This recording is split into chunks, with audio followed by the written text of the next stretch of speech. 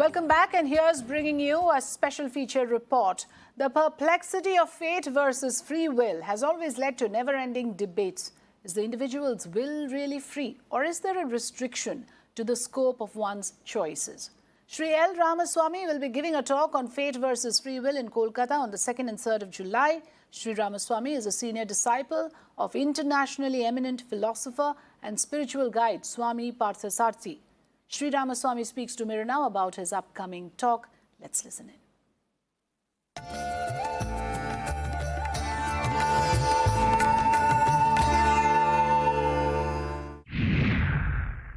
Technically, the term Vedanta consists of two terms, Veda and Anta, which refers to the end portion of Vedas, which refers to the Upanishads. So, Vedanta literally means Upanishads.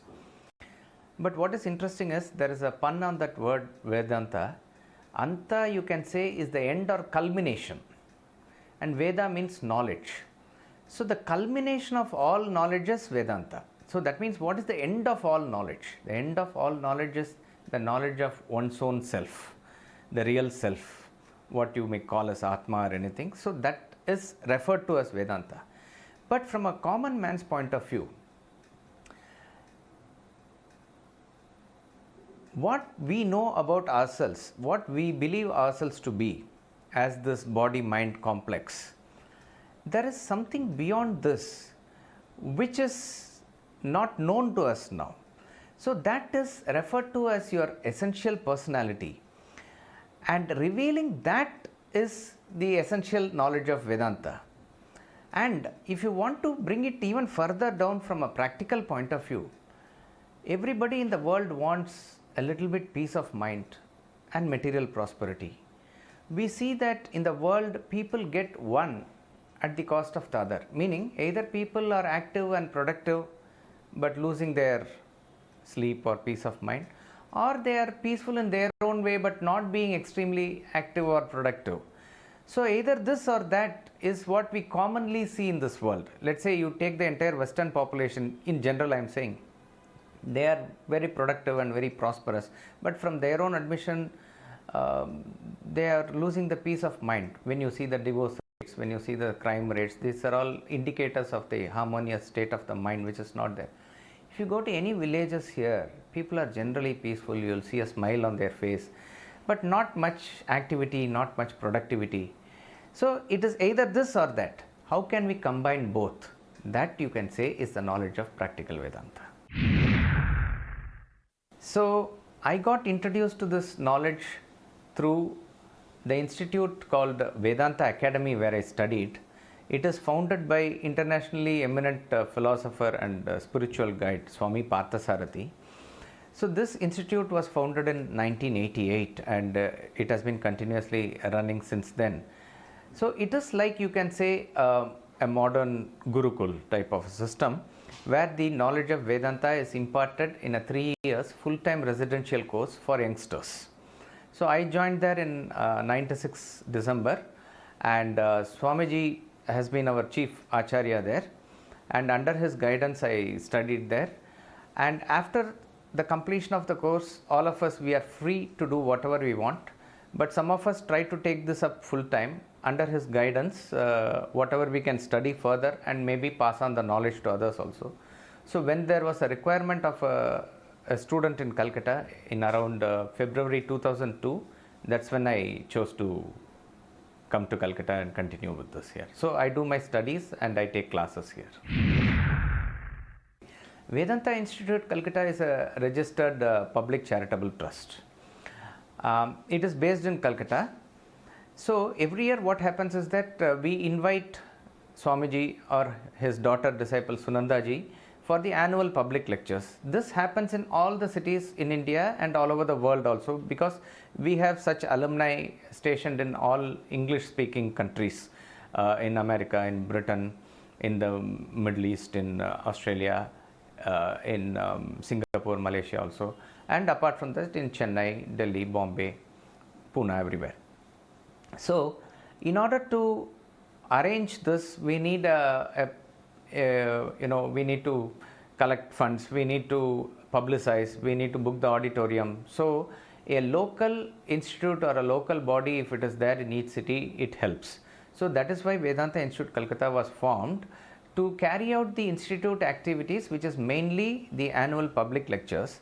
And those who are inspired and interested by it, they want to continue the studies in weekly basis, we do that. So to support all those institute activities is what is the main objective of Vedanta Institute Calcutta also.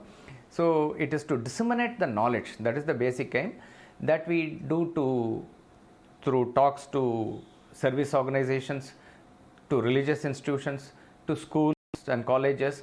So this knowledge has to be taken to each and every section of the society in a way by which they will be able to appreciate and understand at that level. So to sustain all that activities, such an institute is formed. And even for children now we are taking classes, which is to introduce the knowledge at their level, let us say through stories, through singing and other things also. So that is the primary objective. So Vedanta essentially is a very deep and terse subject. Ultimately, it is explaining, as I said, what your real personality is. What is the essential nature of what people call as God is. Who is God? What is this nature of the world? How is it all created? How is it all sustained? These are the ultimate questions of life, and it will come out of anybody's mind at critical points. What is this life all about? What is my role and goal in life? How is this individual connected to the totality? This type of questions, these are analyzed and answered thousands and thousands of years ago by our rishis, and the collection of which is what is essentially called as Vedanta. More than any objective subjects like a nuclear science or any subtle subject that you can think in terms of the worldly knowledge, this is far more subtler because it is talking about those things which are imperceptible to us. Even certain things that we talk about our mind or thoughts itself, we can understand, we can experience it. But to go deep inside ourselves and to relate to what is being said there, it needs a lot of thinking, contemplation, etc. So the subject therefore is very terse and deep. Now, this contains various topics about, karma, reincarnation, perception, or what is the nature of the world as illusion. So many things are covered. So one of the topics that is covered in Vedanta is that how is it that our life carries on? Is it predestined by somebody whom we call as God? They say no, that is everything is written on the forehead right at the time of birth. Is it something that is written? Or if it is written, who has written it? Do you have any power to change it? Is the change gradual or is it drastic? If at all there is a change. Can human effort do anything to have certain amount of control over his activities? These are the questions that have baffled human minds from time immemorial. So these questions are also analyzed from Vedantic point of view, and various rishis and also various masters in the parampara from time to time, they have offered their insight into it, not only from what the scriptures are saying, but from their personal living wisdom also. So certain topics, however much we intellectually try to understand also, it may not be fully understandable just by the intellect, but we need to get into it deeply, live it, experience it to understand it. One such topic is this fate versus free will. Whether do we have free will? Free will is a term, English term, which we may not have a direct a Sanskrit or Hindi translation. We can do Swadhin Ichcha, something like that, where my will, is it free? Or is it somebody who has said, my life has to be like this only? This is a never-ending debate actually. So this topic we have chosen basically to bring out the clarity in the subject as far as possible, both for the speaker and the audience. That is the primary objective. And more importantly, anything that has to be practically applied in life. Suppose you say, why don't we take a topic like stress management or time management, work ethics, which you can say is directly applicable in a work environment or in a household, harmony in marriage. It's also a very nice topic, which will, you can say, which will directly benefit married couples, or how to mold your children, which will directly benefit the parents. No doubt these are also topics that we do take up from time to time and discuss. But anything that is practical has to be backed by a very strong theory. This is the law. So, if I have to bring about a change in my thought process, my thought has to be saturated with the right ideas, which will come by deeper understanding of the truthful concepts that are given here. So, that is the essential method of Vedanta. So, it is only exposing the seekers to the truth behind everything, as science would expose the truth behind everything. You do not believe the scientist. You have respect for the scientist. The scientist has given out the truths based on his experiments. Whether it is Newton, Einstein or Galileo, all great scientists, we can be respectful to them. But whatever they have said, you experiment in the laboratory to find out the truth for yourself. Similar is the approach that we are recommended for Vedanta, that the knowledge given in scriptures, which is an eternal science. So, the objective science explains about the world that you see. Here is a subjective science which is explaining about yourself. So, what is being talked about yourself, whether it is fate, whether it is free will, this type of a theory has to go deeper into your system only when it settles in your system, which is going to make about a practical change in your thought process. It may be a long-term process, but that's how it has to be brought about. Such a change in the personality comes over a period of time, and that sets his path in the right direction. Irrespective of whether you meet God in this lifetime or not, your path is set in the right direction, and that is the assurance of Vedanta. That is what it is. See, suppose if I am going to say that whatever actions you perform, ultimately you are responsible for the outcomes of that action. So, if a man feels stressed or if a man feels happy, you are responsible for both, is the theorem that is given. So, you make yourself, you mar yourself. This is the ultimate truth that Vedanta says. So, like scientific equations, these cryptic theorems are given as statements for us to contemplate and think about. Now, when we talk about this fate and free will, and we come to the conclusion, let us say, that fate is something that whatever karma that you have done in the past is what has become your destiny now. So, whatever you undergo, you cannot blame anybody outside you. If this type of a thought process at least has got initiated into that person, whenever he encounters any problem, even at a practical level, let us say with his wife, with his boss in the office, or with his driver or anybody, if I am getting agitated about anything, the problem lies with me. I cannot blame anybody outside me. This thing will first strike him. So, he will be first of all at peace with this thought, so that he will at least stop blaming the external world for his happiness or misery. So, that onus or responsibility or the final accountability that one has to take, that is getting transferred to the individual. So, all these things cannot obviously come in one lecture or one study or one session or something like that, but these are seeds that are sown. So, these are, as I said, the essential deep philosophical thoughts that are contained in Vedanta.